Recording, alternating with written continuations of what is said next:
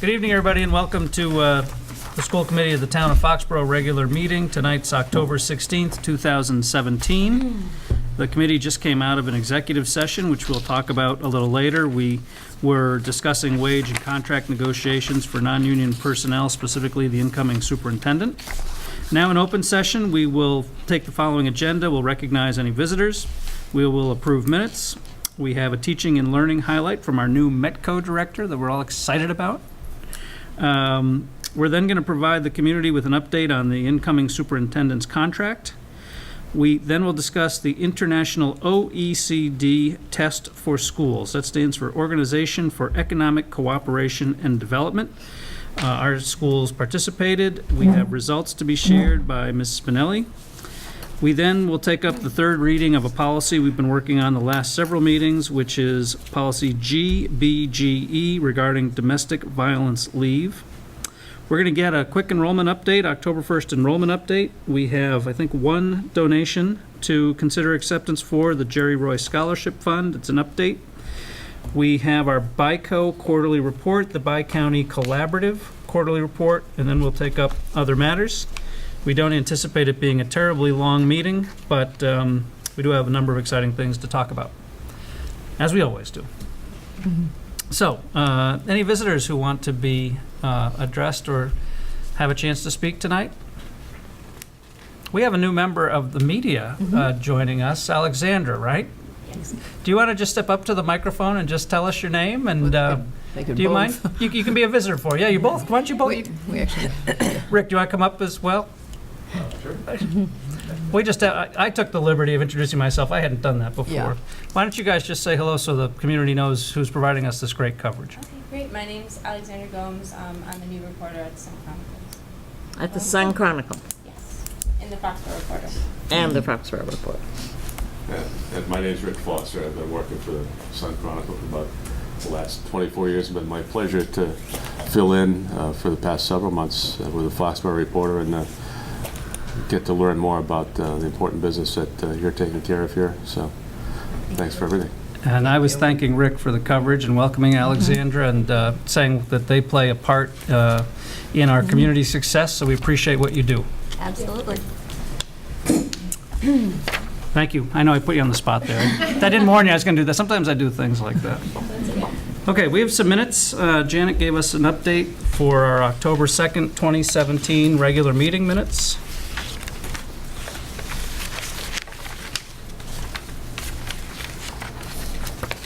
I didn't have any changes to these. I didn't see anything either. Anybody else? I'll make a motion to approve the regular meeting minutes of October 2nd. I'll second that. All those in favor? Unanimous. Thank you. And then we have the executive session minutes from the same evening, October 2nd.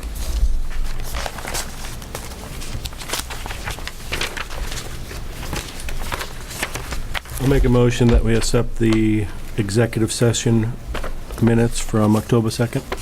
I'll second that. Any further discussion? All those in favor? Unanimous. Thank you. Okay. Do we need a motion to release them? Thank you. I'll make a motion that we release the executive session minutes from October 2nd. I'll second. All those in favor? 5-0. Thank you. Thank you, Chris. You know, when you start getting that good at the parliamentary stuff, you know, you might have to switch a chair at some point. Just a thought. Okay, teaching and learning highlight. Ms. Spinelli. Well, as we know, I love this segment of the school committee meeting, so I get excited for all of them, but I really, truly am tonight. So Jenny, if you would come up. Jenny Castro is our new MECO director. So if you come up to what we call the guest table.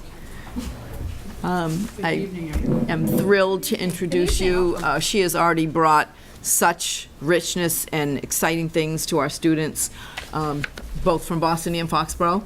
And I think it would be just great if they could get to know you a little bit and tell them a little bit about what your first couple of months, not even, have been working with us. So welcome. Thank you for having me. It's been really exciting getting to know the students, the staff, the parents. planning some different events and really kind of, hearing the students and some things that they'd like to see, as well as the staff being in some of the classrooms. So it's been a really good experience, a great transition. Yeah. Yesenia, not everyone may know what the term METCO means. Do you mind taking a minute just explaining in case anyone doesn't know? Absolutely. So METCO stands for Metropolitan Council for Educational Opportunity. It's one of the oldest voluntary busing programs that still exist. There are about 32 communities that participate in the METCO program. We currently have 34 here in Foxborough, and I also have 41 students in Walpole. So what's And it just finished, it celebrated 50 years last year. It is celebrating its 50 years, that's right. That is right. So we'll come back to you in just a second, but just while you're explaining METCO, Yes. what's an average day for those 32 students? I mean, they're probably Average day, it's a long just so the community day. understands what's involved in the METCO Yeah. program. So a huge commitment on the students and the family side. My first bus stop is at 5:50 a.m. Students arrive to school. They're out of town by 2:45, and they're back in Boston 3:15, 3:20, the first bus stop. If there's students that are involved in like extracurricular, then it's a longer day. So I've got football players, track runners, students who are involved in music. So it can be a long day. Yeah, it's a big commitment. What time do those students typically get home that are involved in the after-school sports? And Anywhere from, the bus leaves here around 6:30, so depending on where in the city the bus driver's dropping them off, 7:15 the latest, maybe even quarter to 8. Traffic, taking those things into consideration. so they have to be extremely organized and do all the work on the bus and all that? Absolutely, yes.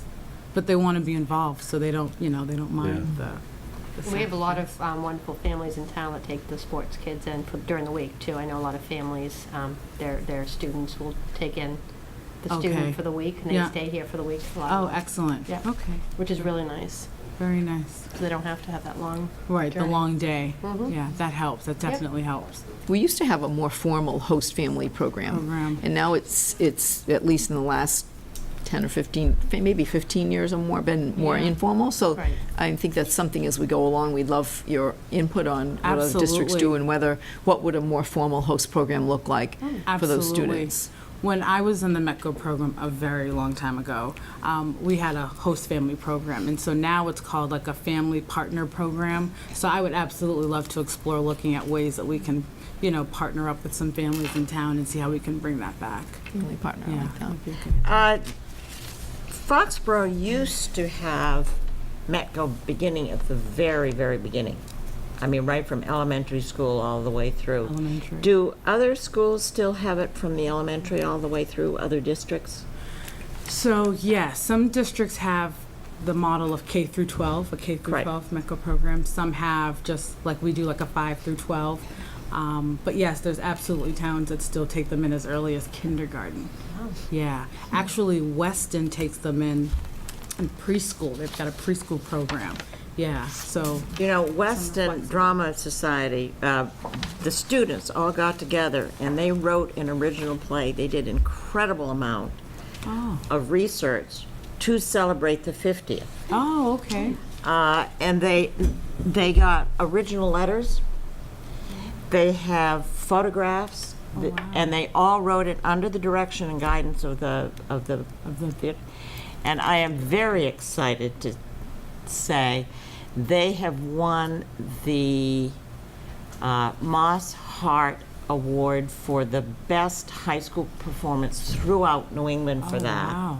And because of the originality of it and the quality of it, and there were students of all ethnic backgrounds in it, not just METCO Right. versus host family here.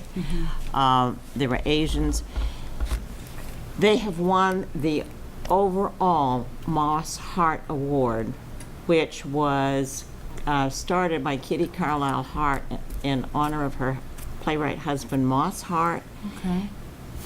Because they didn't like the language and the way some of the representations on the stage were going, for plays and things that upheld the dignity and integrity of the human spirit. Oh.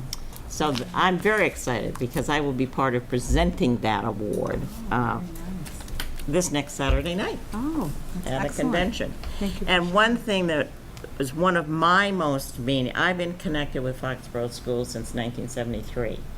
One of the most meaningful graduation speeches I ever heard was given by a Metco boy. And he titled, and he'd gone all the way through the program. It's when ours started early. The title of his graduation speech was 10,000 Miles. And that's how much he had traveled on a bus Wow. to get a high school To get his education. diploma. Wow.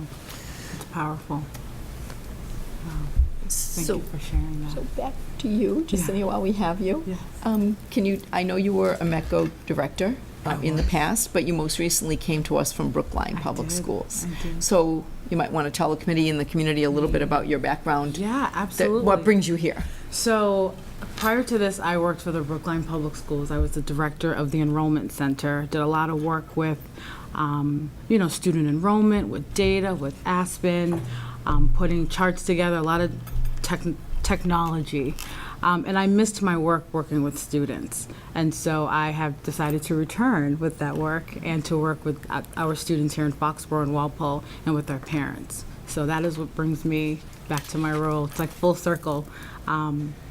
I have, regained with my colleagues, my former colleagues, the other METCO directors, and with open arms, a nice welcome back. So it's been really exciting.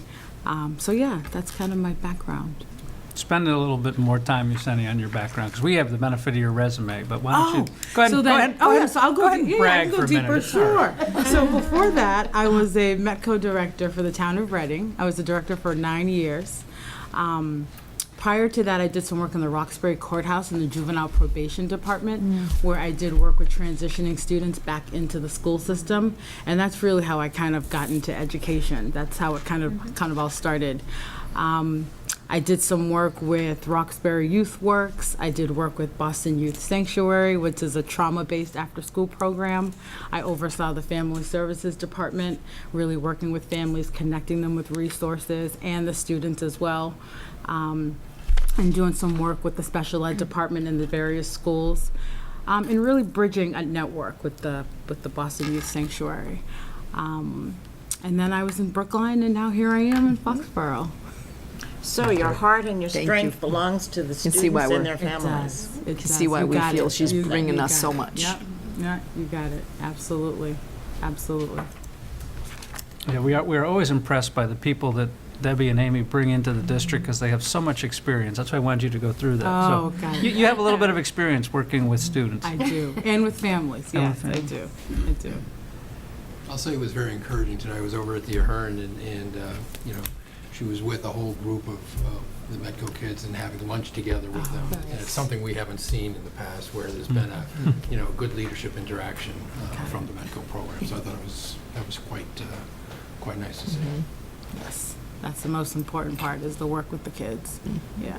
So maybe you and Mrs. Spinelli could each talk about the benefits from your different perspectives of METCO students. The benefit of METCO students coming to Foxborough, and the benefit to Foxborough students having METCO students here.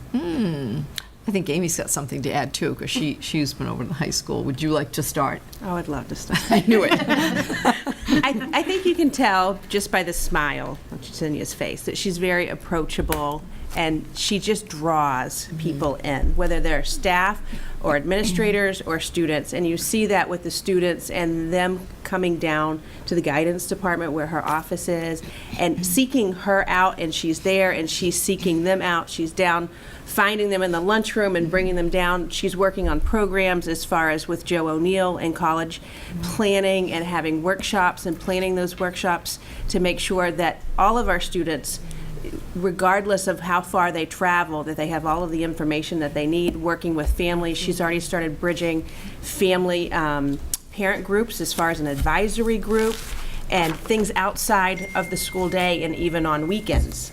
So it's super exciting to see the connection that she's already made with kids and reaching out.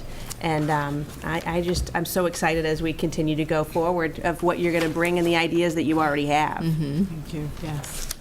just that example, if she's working with our college advisor on, it's going to benefit everybody. And she's got, as you heard, a little piece of her background, so many different types of experiences. And we're experiencing more kids in trauma, or, for various reasons, in society. So anytime we can get somebody with her background who comes with a range of experiences that we may not have had, that's going to benefit everybody, and I think already has. And I want to be a resource, not just to my students, but Right. all students who, they'll be able to have access to me and, in any event, college planning or what have you. So I'm an open door for all students. Maybe we should keep her full-time and not share her with Walpole.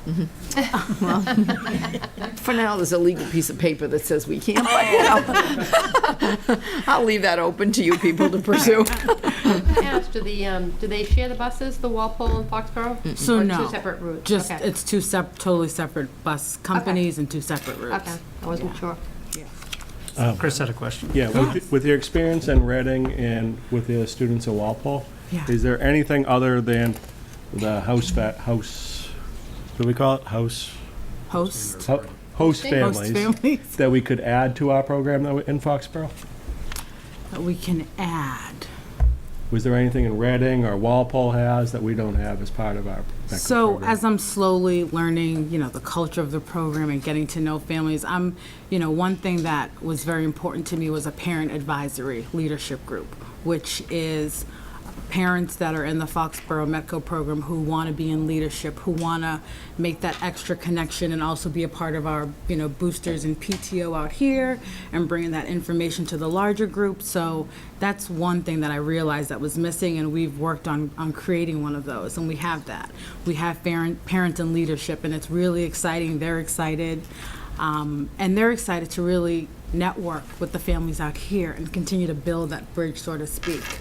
As far as, I'm still, like I said, kind of figuring out what might be needed, but that was definitely something that I felt was needed, and we've started the process. I agree. That's great. I actually think, Chris, that question. she's going to completely reinvent our MECO program. And she has the freedom to do that, to be honest. And I think it's right for that. I think she should come with what she knows and reinvent it. And we're ripe for reinvention. So I think Amy and I will agree on that she's really got full reign to think up, new ideas, new ways of doing business for our students, all of our students. And you see Sue and Diana back there, Absolutely. two other people who are clapping silently right now for the arrival. But it's, she has complete freedom to tell us what would work better for those students and families. And, I think you already know we're kind of district that will make it happen. So Absolutely. And the support has been amazing. Kudos to the both of you and to the administration. Extremely supportive. That's been very helpful. Thank you. I'm excited to see what happens. Me too. Anything else? just glad you got to meet her. Welcome and thank you for Thank you, choosing us. thank you, thank you, thank you, everyone. Thank you, Yesenia. See you. Okay, our next topic is an update on the incoming superintendent's contract. The school committees, by definition, do three things. They hire and fire the superintendent, they set the budget for the town to consider for the schools, and we direct and maintain policy for our schools. So as we were talking about in executive session, it's always special when we have the opportunity to, especially in this case, with such a nice seamless transition, to talk about our new superintendent. And if the community will recall, back over the summer, it was a fairly easy decision for the committee to indicate our intention to hire Dr. Berdos as our next superintendent for many reasons. Amy's done such a wonderful job for 7 years as our assistant. She is sought after by area districts. She has such presence and approval ratings from our staff. She comes to the role with no transition required, and other than making the no school call maybe. But, Sleep on those nights. but we got such feedback as a committee of the positive consensus to appoint Amy. So all that was left was for us to negotiate a contract. As the community knows, we've had several executive sessions in which we've had those discussions.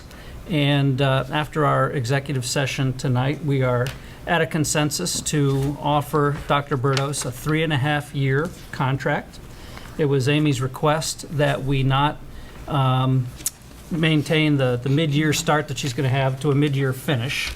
Normal extension or normal contract for a superintendent would be about 3 years, so we were very comfortable extending it to 3.5 years. So what we've been talking about with Amy is a contract that will run January 1st of this coming year, 2018, to June 30th of 2021. She will be paid an annual salary amount for the next 12 months of $177,500, which was, to be honest, a negotiation, but a very friendly and thoughtful one, I think, on her part and that of the committee. We looked at other area districts and the experience that incoming superintendents had in other area districts. We wanted to recognize her doctorate experience, which we thought was very important. We wanted to give her an opportunity to demonstrate the leadership we know she's going to bring to the district, working with minimal disruption whatsoever to any of the staff, the leadership team. And I think together we felt that that was a fair number at which to start. And then, of course, she'll be eligible for salary increase each year as we go through our traditional annual evaluation process. So those are the highlights of the contract.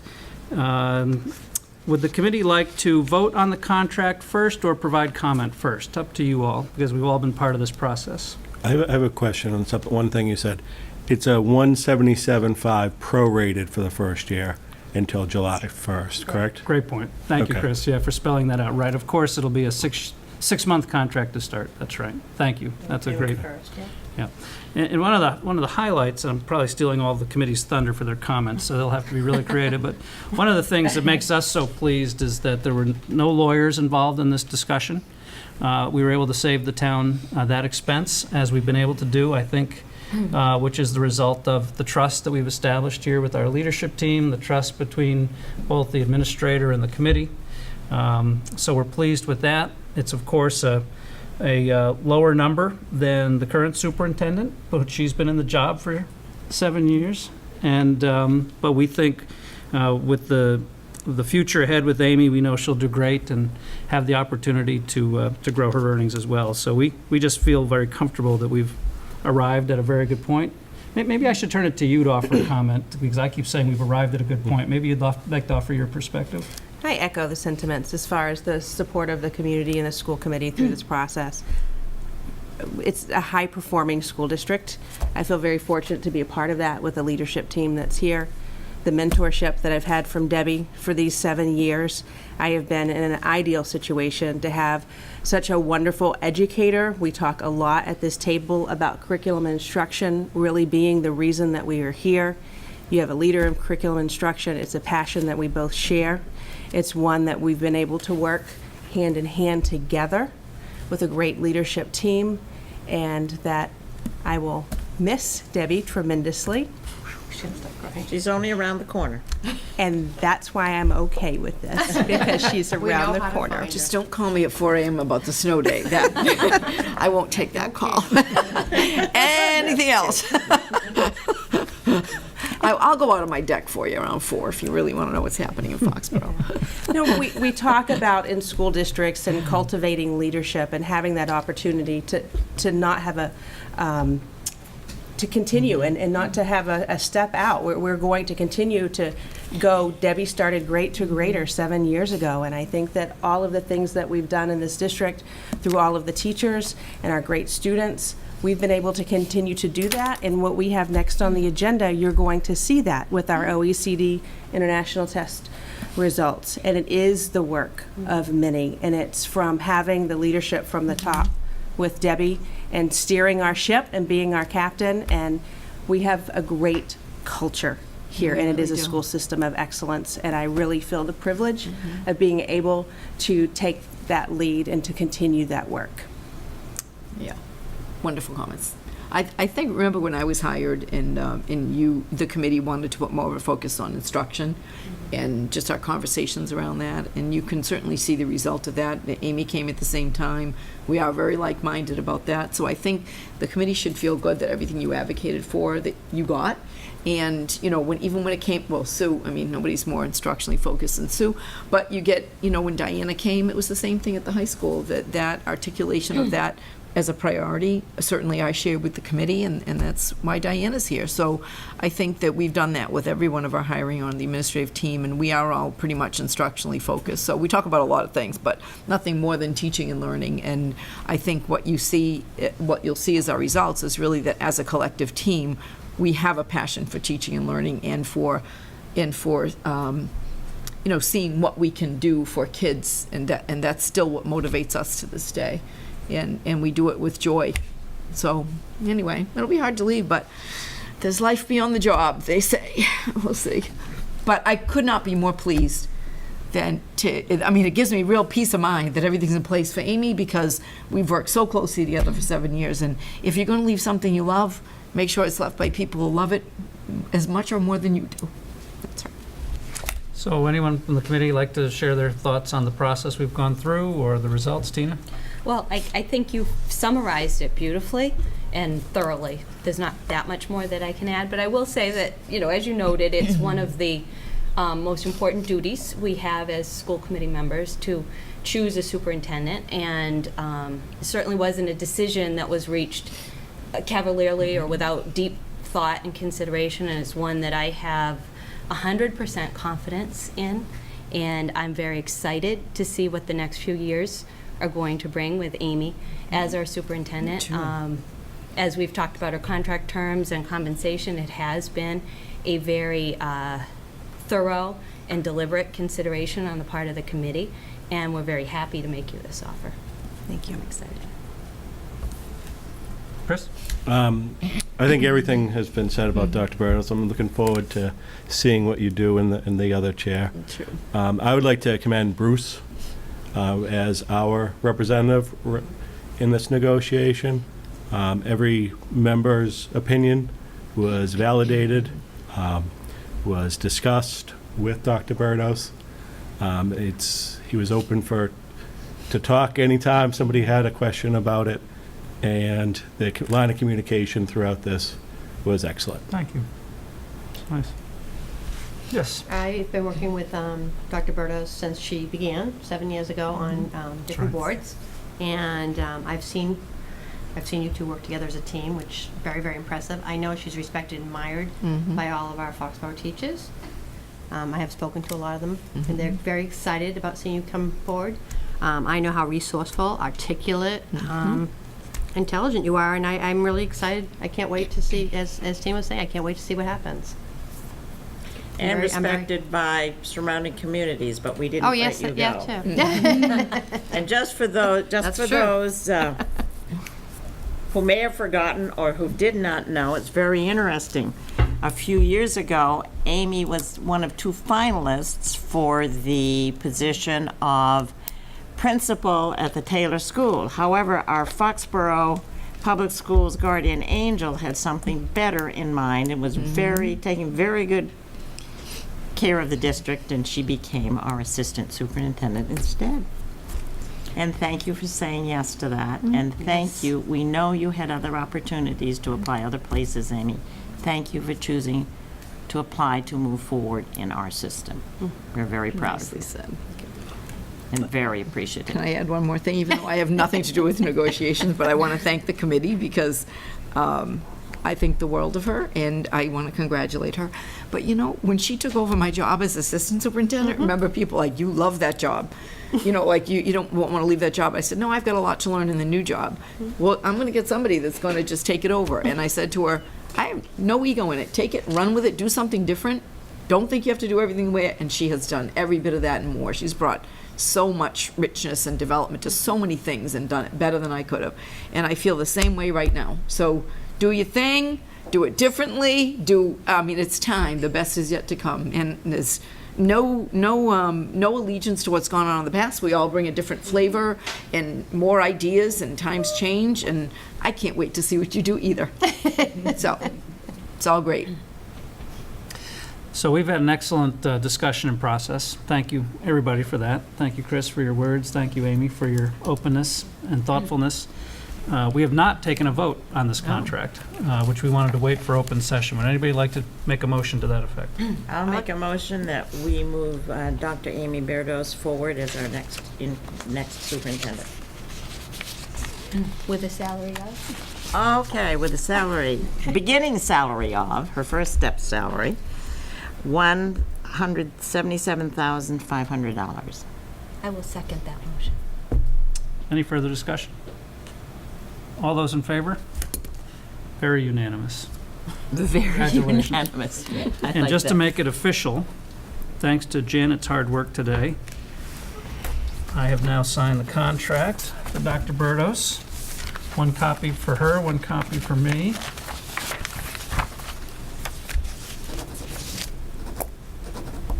Happy day.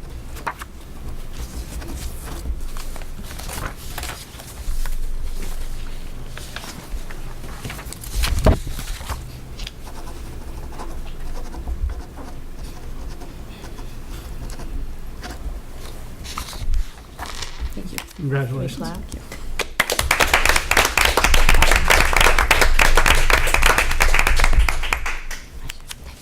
Well deserved. Good job, school committee. Now, you don't get to leave yet. No, I've got a couple more meetings. It's going very smoothly, thank you. This transition's going great. I think it's not a lot more, probably we should take time to say. There probably is more we could say. I just think that we are very fortunate in this district, and we've talked about this prior meetings, to have cultivated internal leader candidates. I think we're very fortunate that other districts didn't grab Amy sooner, knowing that there's a scarcity of real qualified superintendent candidates. And like the rest of the committee, I'm very excited for what the future holds, so congratulations. I may have swatted a few away, but just not saying.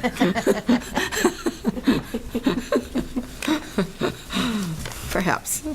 Okay, so we will be continuing our transition towards the end of the year as Mrs. Spinelli officially retires and moves on, and Dr. Berdos becomes the official superintendent.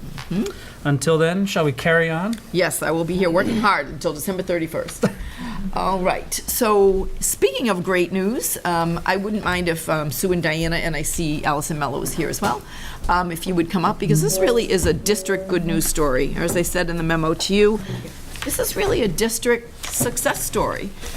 So about a year ago, a little more than a year ago, this opportunity came to us actually at the superintendent's conference in July of 2016, where we met a representative from NWEA, which is an organization that's promoting this international test for individual high schools. And I thought, that is so fascinating. So that fall, I talked to Diana about it, and Amy and I talked about it, and we decided, and I will tell you, it speaks to Diana's courage as a leader, because it's a test given to high school students, and I said, this is what it is. And she said, oh, let's do it. She doesn't really hesitate. So people should, if you want some sound bites, we are not afraid of data, whatever it's going to tell us. We think it's interesting to see what different data points tell us. We're not afraid of putting ourselves out there to see how we measure up. We learn from it every time. So we decided to go ahead and do it. So the OECD, or Organization for Economic Cooperation and Development, is based in Paris, France. So I have a written report for you, and then Amy took it and put it in PowerPoint for you, but I'm going to try to cover the basics in the written report. So the OECD test for schools, many people, if you're reading the newspaper, you've heard of PISA, the international test that countries around the world take it, and we're compared to PISA. Several years ago, Massachusetts paid a little bit extra to be considered its own country so that Massachusetts could get its own PISA results and not be lumped in with the entire United States. If you read the typical news media about PISA, it shows the United States, quite far down under a number of countries in the 20s somewhere, many depending on the subject. But when Massachusetts enters as its own country, as it has for the last 5 or 6 years, we're always right up there with the highest performing countries. So this latest opportunity for OECD is an organization who took the PISA test and made a PISA-like test. So it's modeled after PISA. So it's an international benchmarking tool. PISA does not offer school-level results. So while our Foxborough students have participated in PISA in the past, been randomly selected to be part of the Massachusetts students who are tested to see how Massachusetts and the United States did in PISA. This is the first time that we ever had the opportunity to see how we did and get our individual results. So we didn't hesitate, we said yes right away. This has been funded by a couple of different nonprofits who are very interested in thinking of unique and creative ways to help student achievement in the United States. NWEA and America Achieves, I think I put it for a couple. So the Global Learning Network is what it's called. All of the schools in the United States that are participating in the OECD test specific for that school, for each school exam, called the Global Learning Network, and the schools in Massachusetts are the Global Learning Network Massachusetts. So we're part of that. So based on PISA, it tests 15-year-old children around the world. So you have to be age 15. So how this works, if you think, we ponied up for our best kids, it didn't happen. We send the organization a list of all students who, within a window of time, the testing window will be 15 years old. They could be freshmen or they could be sophomores here. In other countries, they could be in other designated grades, whatever they are. But to be fair, they're seeing how 15-year-olds do around the world, regardless of courses, regardless of grades, regardless of educational systems in their countries. So for us, we randomly selected all the 15-year-old students, and then the organization randomly selected 75 of them. So I think somebody here, your son was randomly selected. and Bruce's. And your son was We each had randomly a selected, so who knew?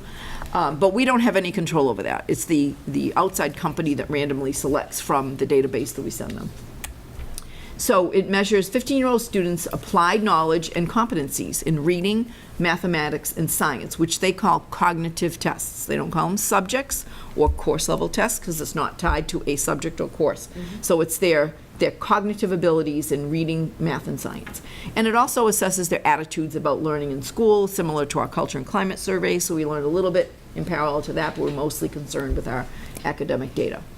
So the cognitive tests represent their cumulative knowledge, skills, and educational experience throughout their school career, from kindergarten through age 15. So that's why this is I'm calling this a district good news story, because this is not the high school's doing great, look how our 15-year-olds are. Some of them were only freshmen. So it's really about their educational experience starting when they entered school and in kindergarten. And you'll see us talk about some of the things that we think we've been doing that have really resulted in some particularly great results, really have started at the younger grades. And we did invite all of our administrative team. Anybody who wanted to be here could be here, so thanks for coming. Allison, I appreciate it. Always there. All right, so summary of our 2017 results. As you can see, I'm just going to go to the one that's not quite as small as that. All right, on the reading cognitive test, the mean performance in the United States was 498. The mean performance score for Foxborough was 529, so significantly above the United States score, which we would expect being in Massachusetts. But the only countries that perform better than Foxborough are listed there: Shanghai, China, Singapore, Japan, and Korea, which you'll see are typically way up there in most of the cognitive tests over the history of PISA. When I was looking at this, so those are the only There's the only countries that perform better than Foxborough. Correct. That's phenomenal. So we started out already feeling like this is going to be good. We didn't know what to expect. We're like, well, whatever happens, we'll learn a lot from it. Because in context, we've been talking a lot about global education and what does that mean to be a global citizen and to succeed in a global economy. And so if you believe that that's your goal, then at some point you have to throw yourself out there and say, what can we learn from global education and global performance and what we're seeing around the world? So mathematics. The mean performance score in the USA is 481, and mean performance score in Foxborough was an amazing 552, significantly above again. And the only three countries that perform better than Foxborough: Shanghai, China, Singapore, Korea.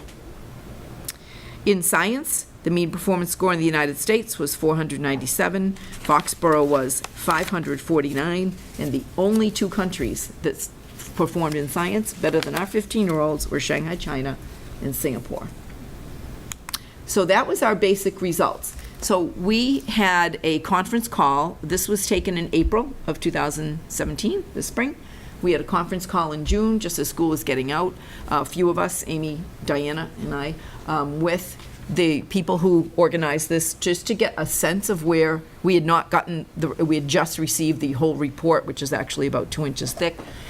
And we got, on the conference call, we got a sense of how we were. And right from that first call, we got, the reaction from the people who are doing this, like, wow, you have some pretty amazing results.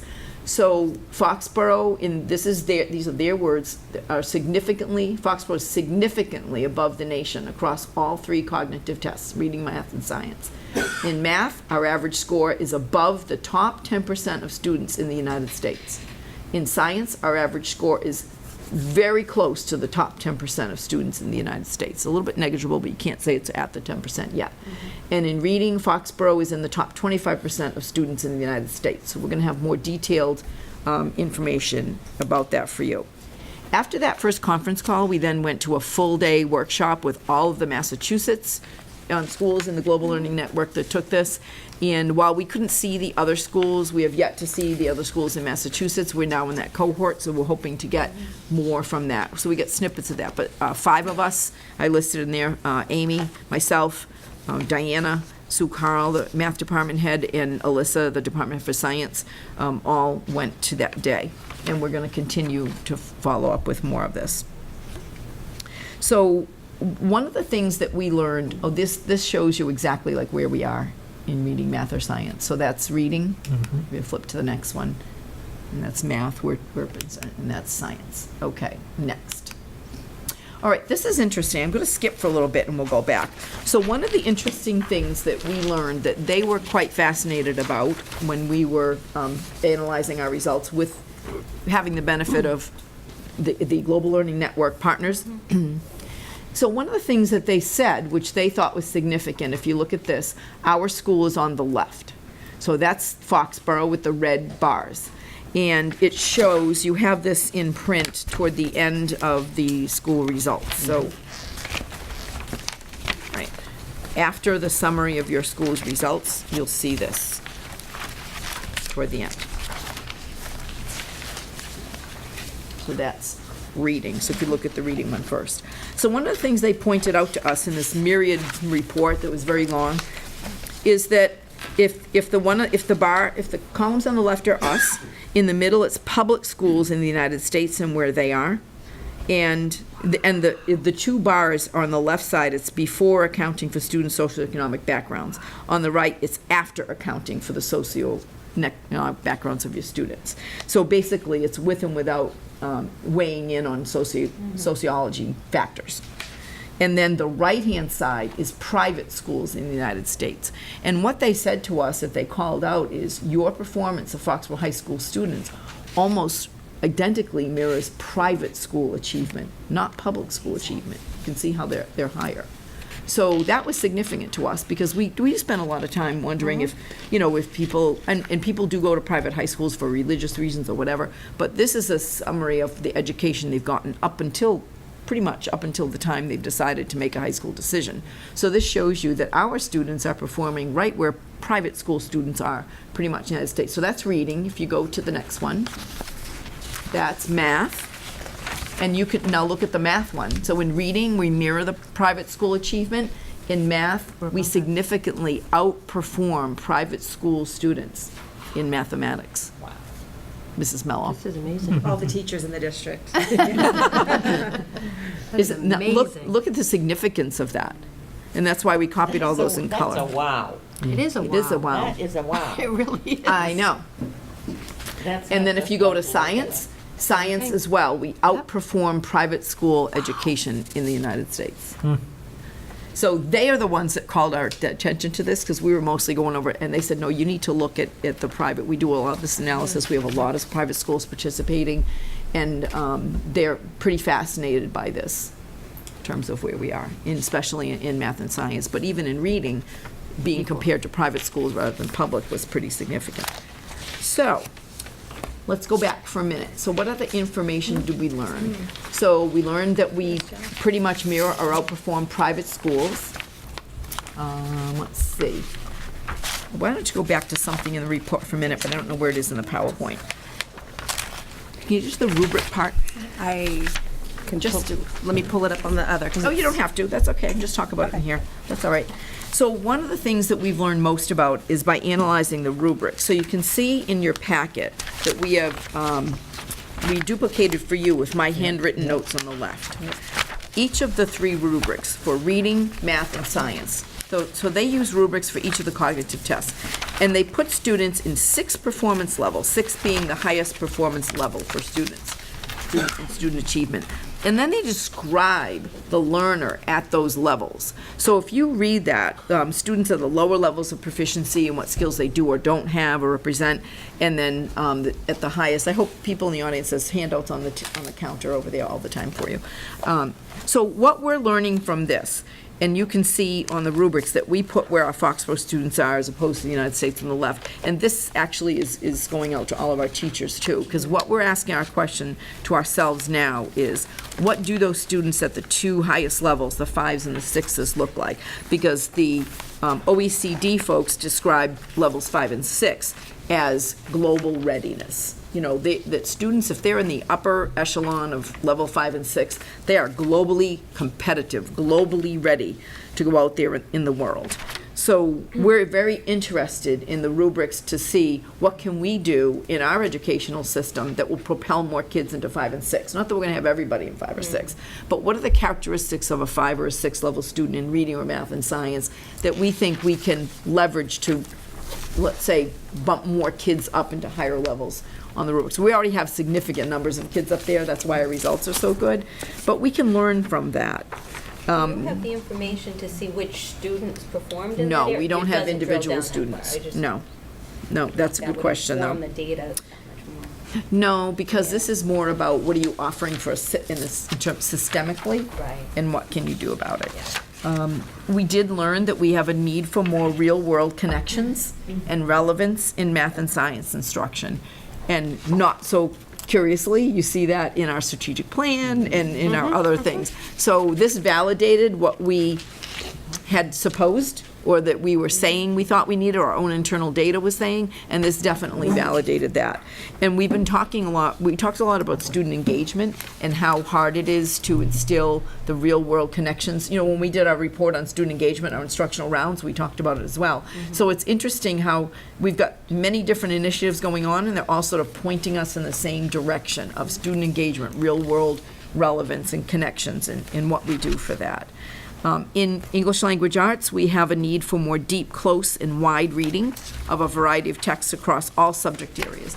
And I think that reading as a cognitive subject is a little harder because it's not really a content area like math and science and social studies. It's really a set of skills and strategies that a person uses to learn about everything else in the world. So reading is touched by pretty much everybody who teaches anything. So we've done a lot of dissecting of this so far, and we'll continue to do so. We're actually going to go over these results with every one of the faculties. We've already made our rounds, Amy and I talking about student engagement, and we're going to make another round this fall talking about OECD and what we've learned. But I'm glad Allison's here, because some of the things that we came up with that we believe have driven our math and science are really instructional changes that we've made into the approach. And somebody, I don't know what I was filling out, somebody asked me recently, you know, what's your approach? I said, you know, we place all our bets on instruction, on our approach to instruction, not on buying a program, buying a series, buying a textbook. We don't buy somebody else's materials and think they're going to be the answer for our kids. That pretty much we invest in PD and training and philosophical changes that say, how do we best get this content into kids? What are our instructional methodologies? So all the things that Allison's been implementing for years, you can list them. You can. She's not. I didn't ask her to speak, but all of the things all the things we've been talking about at this table: guided math, number talk, some of the things that you've seen. Flexible grouping, small mini lessons, not as much whole group instruction as we've been doing. I think you could talk to a few of those things, Sue, at the middle school, changes that have happened in math and science. Hands-on science from our youngest kids up to STEM scopes in the middle school. But I think, as you're saying, it's not about a program. The practice standards that we have in math, now in science as well, as we just adopted the new standards, is really about the habits of mind of thinking like a mathematician and a scientist, and how we tackle problems and how we make connections. And it's really less about the discrete content and more about the connections. And I think that the kids have really embraced that. We've been able to better meet their needs and get them motivated and excited. And that's actually an area that we continue to cultivate. We want to see, and that's in this report, more self-efficacy, more belief in their confidence that they're able to tackle mathematics and science. So that's an area that we're always focusing on. So I agree with you that it's very validating.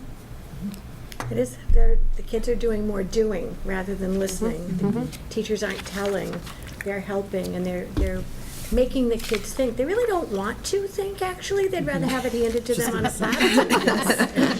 That's true. At the middle school, when, funny, the right. younger ones, At the middle school, love they that. would. Right. Just tell me what to do. No. Because learning is a struggle. So we have our new mantra, whoever's doing the work is doing the learning. That's right.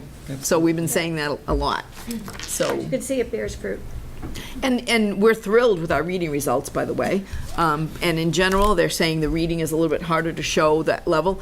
But we also know that our most recent reading initiatives, for example, close reading across all the content areas, that's more recent initiative. It's only about maybe 2 years old. So the kids who took this test haven't benefited from it from the same longevity as the change in math science approach have. That's true. So we're expecting even better. We're going to continue to participate in it. I will say, just going back to our earlier conversation, we were talking about Amy as the incoming superintendent and the drive for curriculum and instruction, just as a parent, because my son did take this and I know what he's been doing since he started in kindergarten. And when he started in kindergarten, there was a new English curriculum and a new math curriculum, and it speaks to, I'm not saying this very well, but it speaks to the level of the curriculum reviews and the constant reworking and rethinking of what we're doing in the classroom, and you can see it come to its fruition,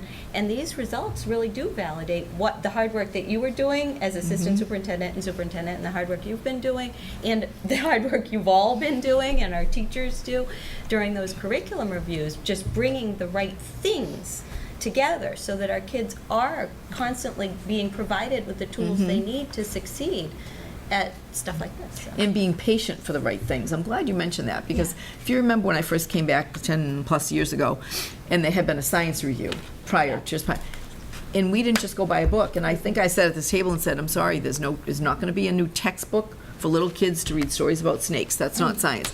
And it took us 2 to 3 years to find a hands-on, as I call it, a down and dirty science program, and now Allison is on to even bigger and better with that. But we will wait if we're not just going to fill a gap with whatever's out there. All right, this is the best of out there. We'll go without a textbook.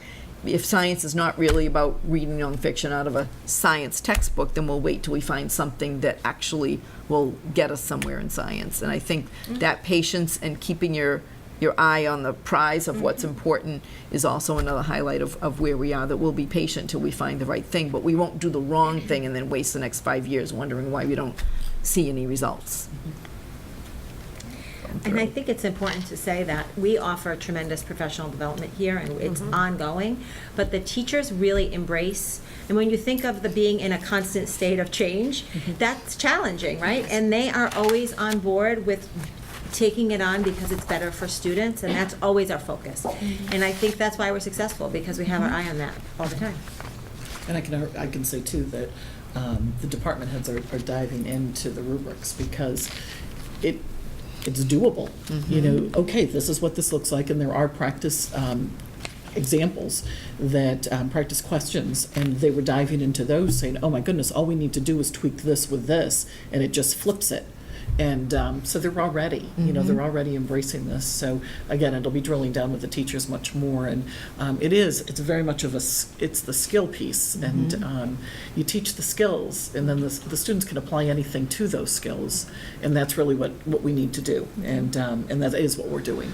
So we're excited about it, because again, it helps to inform us on what we can do to better for the students. So it's great. The results are awesome, but it's also, too, those next steps. This is great. We're on this pathway. What is next? What do we need to do? How can we tweak this? So we're excited. And can I just add the point that you make on the skills there, when you go back to the rubrics that Debbie was talking about, at those higher levels 6 and 5, that's looking at those. What are the skills that it's asking our students to be able to apply? That's really where the difference is. And then looking at the types of problems the questions, but they're problems that the students are having to solve in a way to really synthesize the information.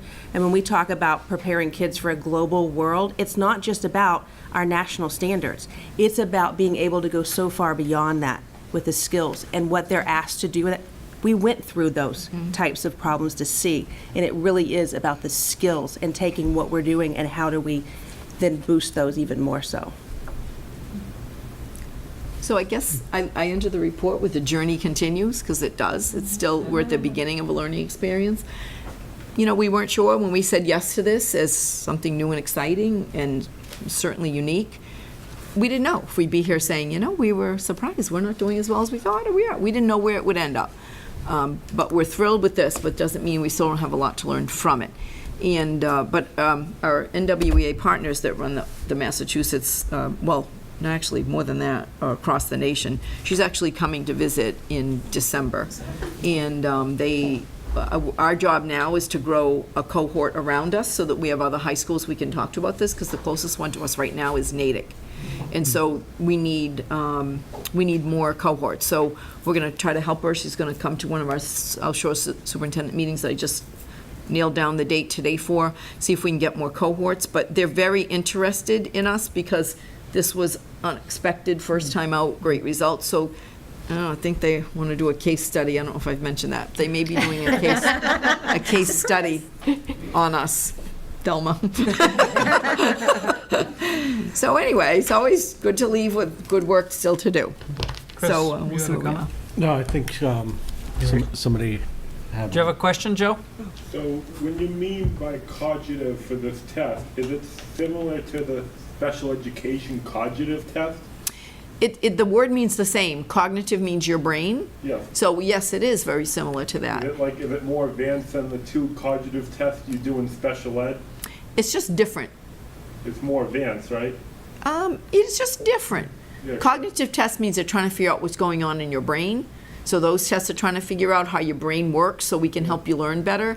And these are trying to figure out how do their brains work in math science so that we can help them learn better. So it's just different, but it is similar. Yeah, It's a good so I was connection. saying that because the children's version of the cognitive test that you do for special ed initials and 3-year vowels. That's correct. The children's version is ages 6 to 15. Correct. And you do that one twice, and then you do the adult version, 16 and older, and you only have to do that once. Oh, pretty good. Good to Thanks for know. sharing that, Thank Joe. you, Joe. Thank you. I do have a parting note, if teaching and learning highlights in the future.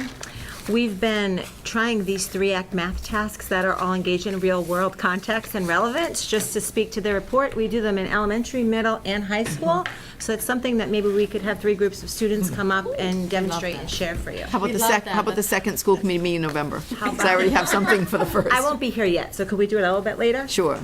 December. Like, because I'm having a part little. of the audience. Yeah, how about January, December or January? Okay, you let us know when. Maybe January, that'd be great. Okay. Any other comments from the committee? I'll offer 3. Number 1, I love that we were bold and didn't shy away. Number 2, I love the results. Very exciting. To be able to say that we are performing at a private school level is significant, I think, and important for our community. And number 3, being the great degrader guy, and there's always a way to get better, I really appreciate that you didn't stop at look at these great results, but now you're on to what do we need to do better, which I think is just, I don't know, Phenomenal. typical of the Typical of approach Foxborough, that we but take not with the necessarily. instructional leaders that we have. So thank you. Thank you. It's really exciting. It is. Thanks. Journey continues. Great, and congratulations. Actually, that's a good segue. I promised you great to greater 7 years ago, so here we go. That's right. But those were very welcome, because we do work hard, and I think for our teachers, if you're going to work hard, there's nothing like something that validates your hard work and say, okay, I'm on the right track. It gives you a lot of momentum and impetus to continue, and not be discouraged. Very exciting. So this is our full report. Wow. Wow, that's right. So kudos to all of our teachers who helped us get these great results. Oh, I know, it's so. Starting in Very kindergarten. exciting. Well, Do- I would also note that I think we've had really great community support for all the different initiatives that we've put into place. I know what comes to mind is we've added math specialists. That's one position that I Yes, know that has true. definitely contributed to the success in the mathematics area in particular. Over the last 10 years. And I use the 10 years as a time frame because, my son that took it is in 10th grade now, so he's in 9th grade, so that was 10 years of education. So that's where I'm coming up with the last 10 years. But I believe we put 3 different math specialists in over You the did. course of that 10 years.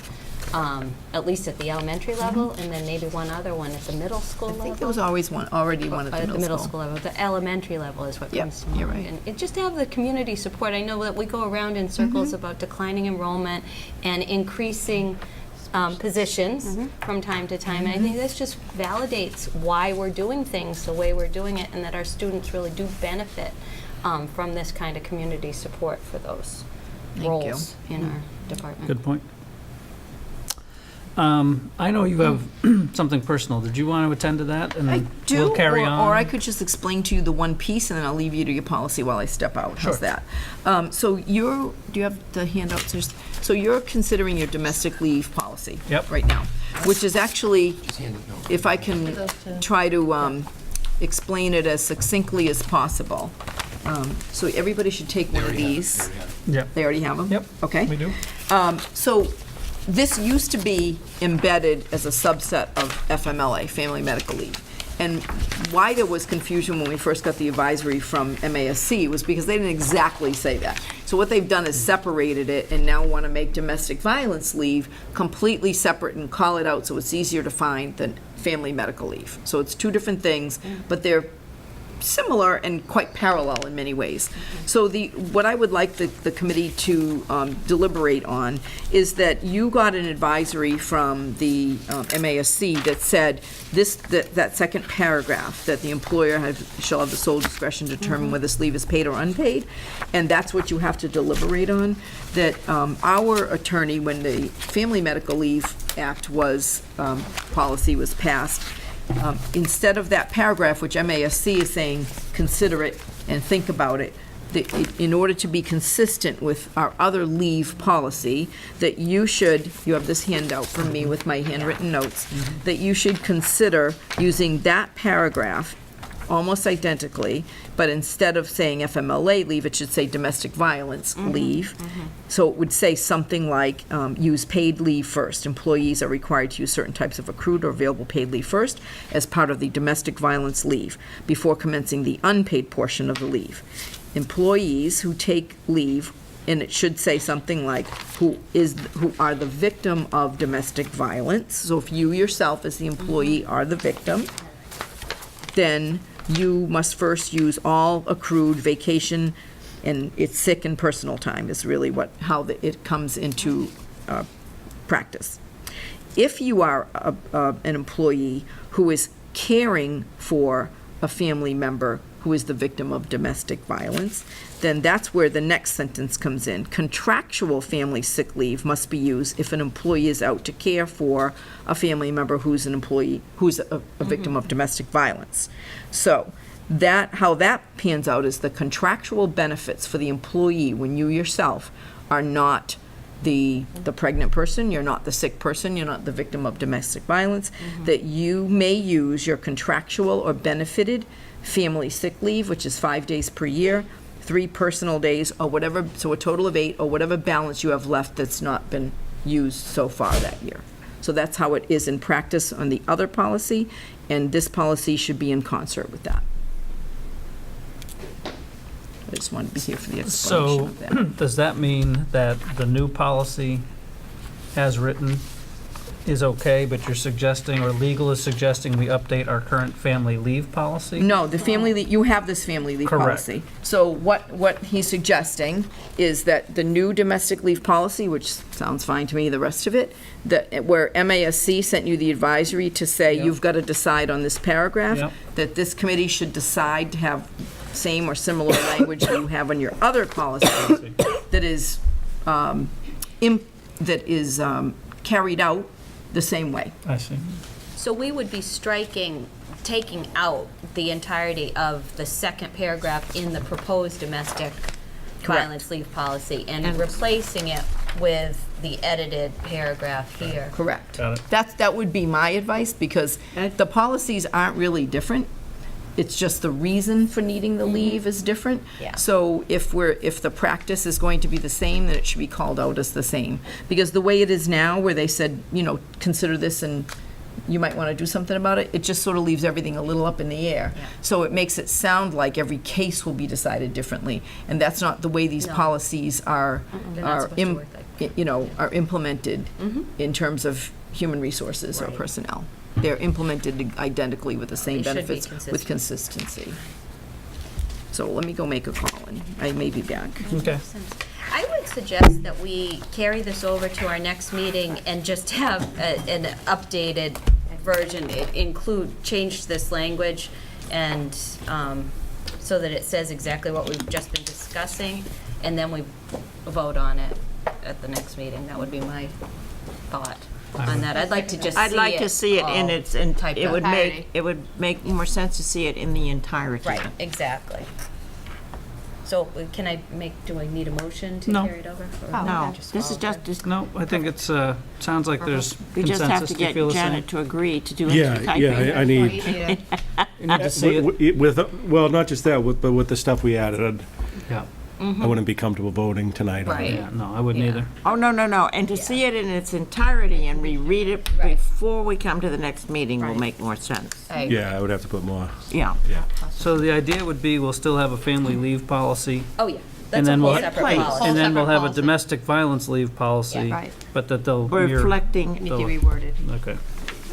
what is in accordance with other Well, what I recall is we were waiting for legal advice. legal advice. It sounds like we've got that now, so we can embed this and then take a look. Yep. Okay. Good. We had this labeled on our agenda as the third reading of this policy. Obviously, we've waived the third reading of this policy. Do you want to just make that motion for me, Bevy, that we'll waive the Yes, third? I'd like to waive the third reading of the policy until our Foxborough application is applied into the entirety of what we will read. Thank you. I'll second Debbie's motion. Okay, all those in favor?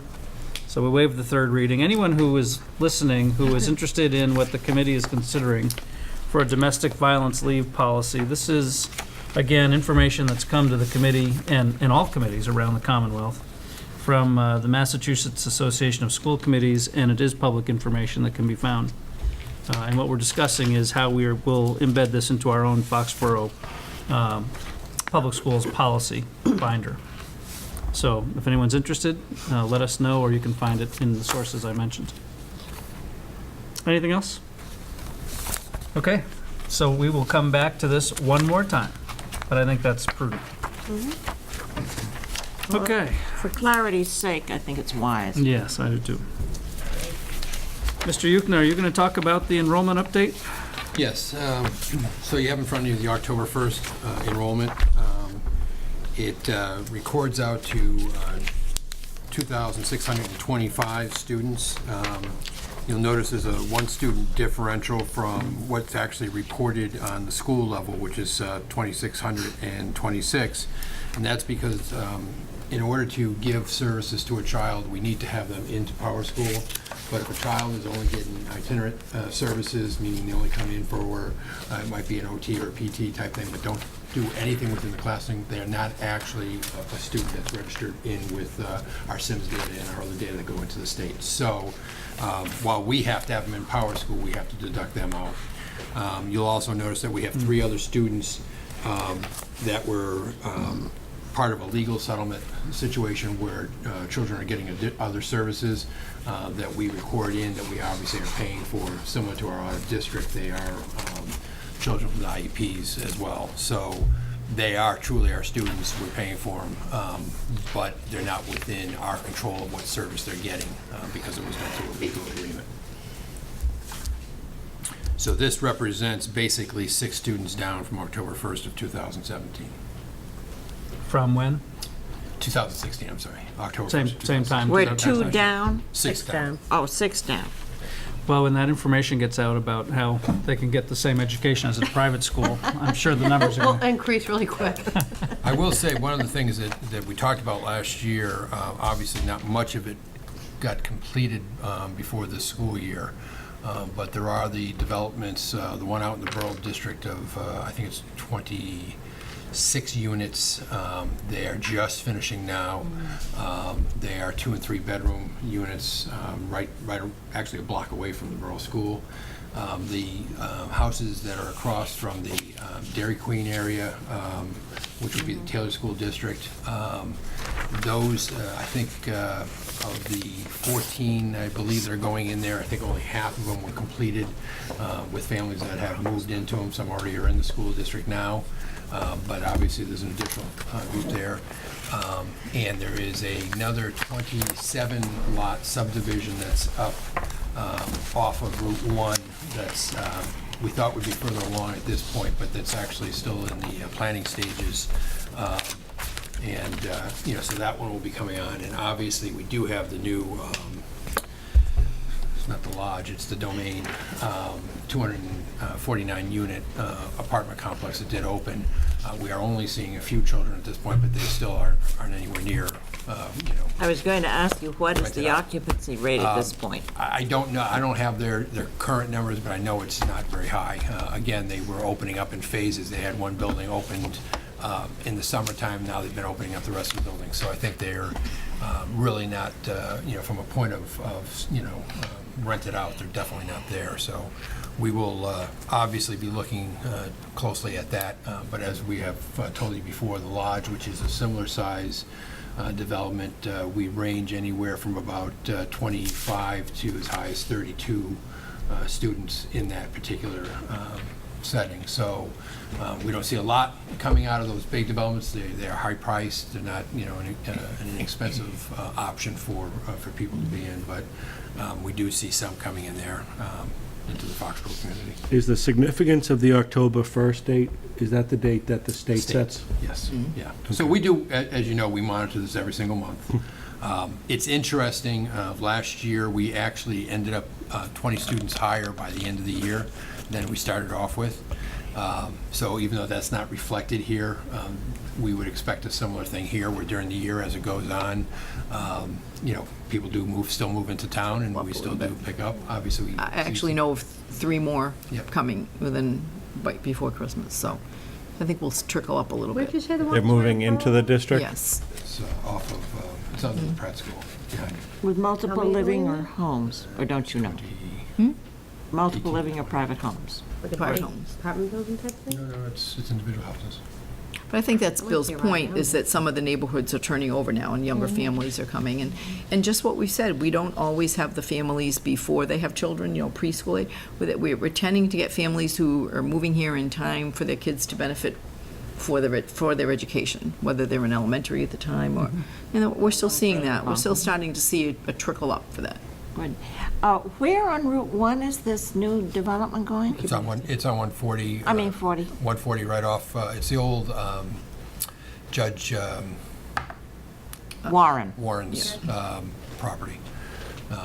So it's a large development. So there are, ironically, we didn't think there were very many large parcels, but land. they seem to be coming out of the woodwork with estate-sized properties that people have had that are now being developed. So. Any other comments on the enrollment? Thanks, Bill. Thank you, Bill. Donation, Jerry Roy Scholarship Fund. Yep, so I guess we're going to keep this on the agenda monthly so that we can accept and deposit the checks. We have two more, actually, donations to the Jerry Roy Scholarship Fund for a total of $200, and brings the total to date to $16,298. And just for anyone tuning in new, Jerry Roy was? He was our longstanding department head of the Visual Arts Department. He retired a few years ago. He passed away recently, quite unexpectedly. So this very generous scholarship is certainly a reflection of how many students he touched while he was here. and adults as well in the arts community. He was well-loved and very well-known, and not surprisingly, many people are coming forward to make this a legacy in his name. Very nice. Do we have a motion to accept? I'll make the motion to accept the 2 scholarships, 2 donations in the amount of $200, the additional donations. I'll second that. All those in favor? With gratitude, 5-0. Thank you. BICO quarterly report. So the Bi-County Collaborative sends a report to the member districts on a quarterly basis, and so this is the October 3rd quarterly report. And in general, I mean, it's there for you to read, but in general, I think this summer, BICO did a lot of work trying to find new spaces for their educational programs that made more sense. They consolidated many, so they have many of their secondary, middle, and high school programs now up in the Route 1 area, in Walpole and surrounding area, so that, and they are sharing space with the Tech Collaborative as well on Mansion Drive, so that, and they have a lot of therapeutic things there for our more involved students that are in the collaborative. The collaborative now takes students from 20-something communities, so there's been a huge increase in the quality of the facilities that they've been renting, so that their programs are more viable. So they've done a really good job with that. And they've recently started hosting a professional development committee. Amy went to that meeting. So they're just starting to network together, the districts on PD, but, you know, so. And it's interesting as far as what some of their professional development needs. We looked at all of the surrounding communities, and you're hearing the same thing, the social emotional learning. That really is the topic that people are struggling with in order to meet the needs of students in many different ways. Nice. Any questions? No?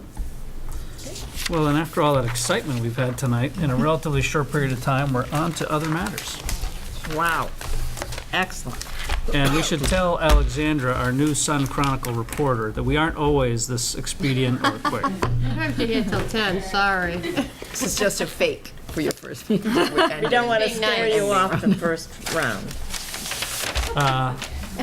Other matters. Bevy, anything? No, I usually talk about French exchange, but there was a glitch, and I was unable to attend, so I'm going to pass that on to Tina, please. Okay, well, our French exchange program, our students arrived on Saturday. There are 24 students who very are visiting. It's a wonderful, enthusiastic group. I stopped by the reception this afternoon to say hello. I know several families who are hosting, and thank you to all. Some of the families are hosting more than one student. Wow. So kudos to all the families that are hosting in town. And then our students will travel to France in February to visit their friends who are visiting this week. Right, So- and so it's a one, that, the homestay is so much better than, they all go to a hotel and run around doing sightseeing. The homestay, they do classes with some of the French students over there, they'll do here. And I am excited. I did a little groundwork as soon as you told me, so I am up to this. It's Veronique and Karine who have taken over for the old timers and carrying it on very well. And Karine actually has brought her oldest daughter, whom I also know, this year. So we have one girl, maybe junior high age, a little younger than the high school students. We've done that before, when you know, the children are getting older, to expose them. This program was your baby when you started. You started. I You're started, Our original global connection, Beth. I accept. Well, no, it is really great. Definition The of global kids have been FaceTiming and, you know, on social media with the connections they've already made. They kind of Oh, and know one it another at is this so point. much easier to do that. They're already Right. friends before they get here Yeah. and see each other. We used to have to do everything via airmail, and at the very end, when crisis, I used to have to run down to Mr. Rex's office and say, "May I please have permission to telephone?" And so and we'd have to give me an outside line upstairs from the foreign language office. I still call it foreign language You instead didn't have of to world call language. after 7 o'clock at night or anything?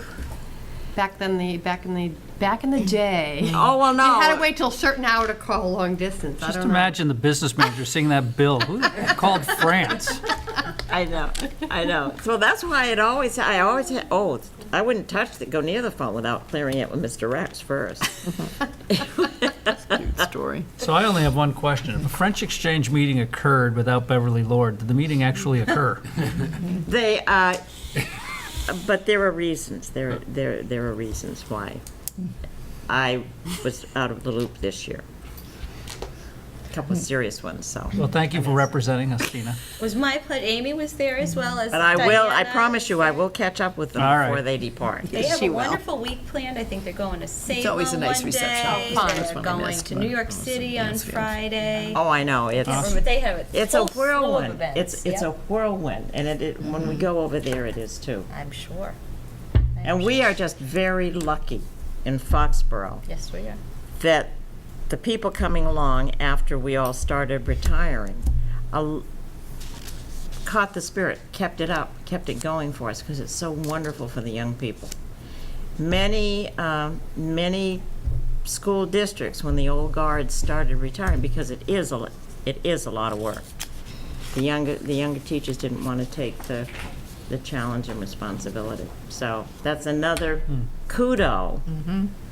Both French exchange that I've started with 2 other people, and the Spanish exchange I started single-handedly, both are still in existence. That's great. We can't always do every year because of economics now. But they still at least cycle every 2 years. Thank you. Tina, other stuff?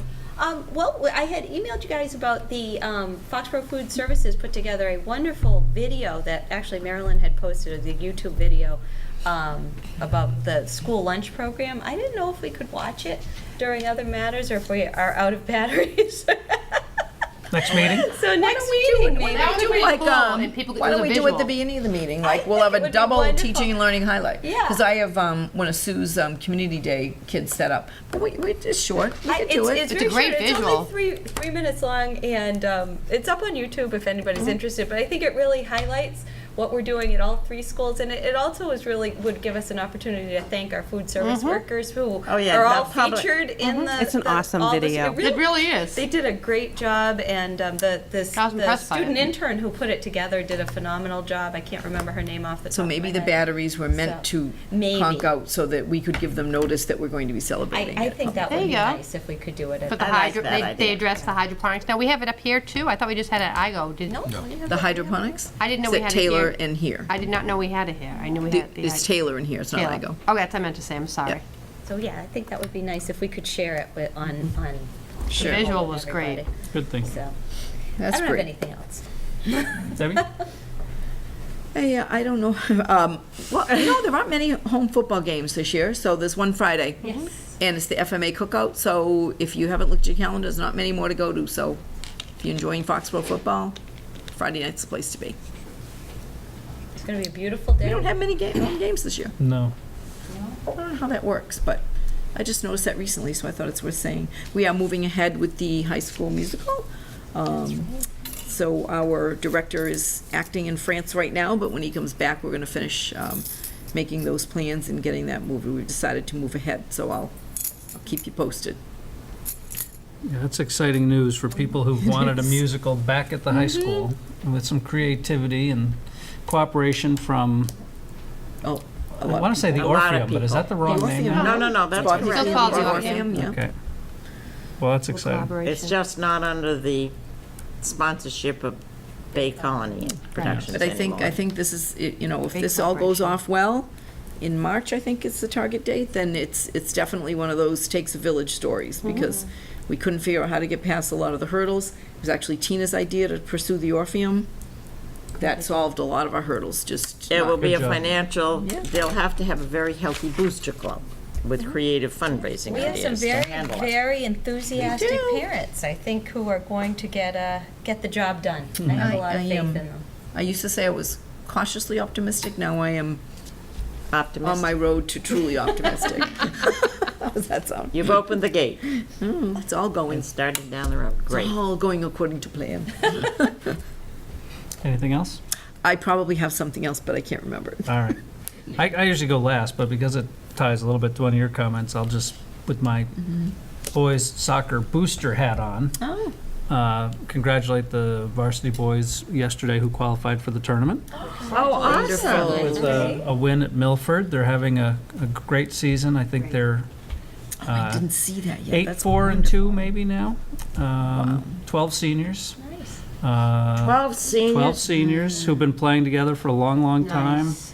An almost equal number of juniors, not all of whom are on the varsity level yet, but a number of them are contributing significantly on the varsity squad. So Well, it's gonna that's be good. We've got them because they'll need them next year. a We couple have strong 12. years. Yep, couple of strong years of soccer. And I know we've got other fall teams doing great as well, but I just happen to spend a little more time with the soccer program. Amy? We had a really successful professional development day back on October 6th. It was really well received by all staff, so it was really exciting to hear. And then to get follow-up emails from teachers after the day, thanking the professional development committee for the work that was put in. So it's a lot of work by a lot of people, but it's really nice when teachers take the time after you're going into a long weekend, with it being Columbus Day, and then they take time and they send emails just to say, thank you for providing choice and really meeting our needs. Wow. So Isn't that nice? that's the great teachers Goes a long way, huh? that we have and staff. So technology plan, we're going to be conducting focus groups coming up soon, so we'll be having some dates in November that we want to bring parents in, and we're doing students and staff as well, so that'll be a follow-up. Great. Chris? Special election tomorrow. Make sure you get out and vote between 7 a.m. and 8 p.m. at the Ahern's Middle School. Good public service That means my announcement. day is going to be from 6:30 to 10:30. I know, we gotta get you home, Bevy. Get some rest. Is that why we had a You short? got to rest up for your weekend. Well, I got to rest up to be at the polls all day tomorrow. Anything else, Chris? Nope, that's it. You're having a good academic year so far? A new one, right? New experiences. New experiences. Yeah. Always a chance to learn. What is the quote earlier? Whoever is doing the work love is that. doing the learning. I love that. You're doing the work right now, my friend. Hope you're learning.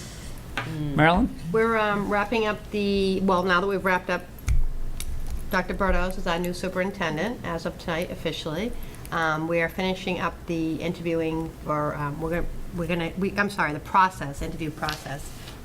We've narrowed it down. We had 49 applicants for the assistant superintendent, and we're down to 36, now we're down to 5. So there'll be interviews tomorrow night and the following night, and then we'll be presenting Dr. Burdos with whoever rises to the top.